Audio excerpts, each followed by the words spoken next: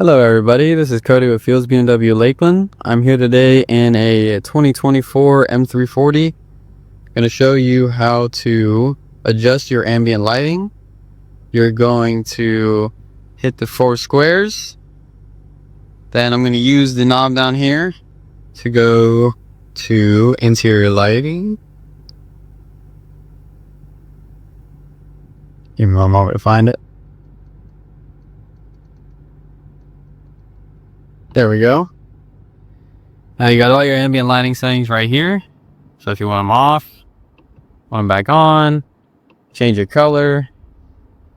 We got a wide variety. We'll keep it on as ever.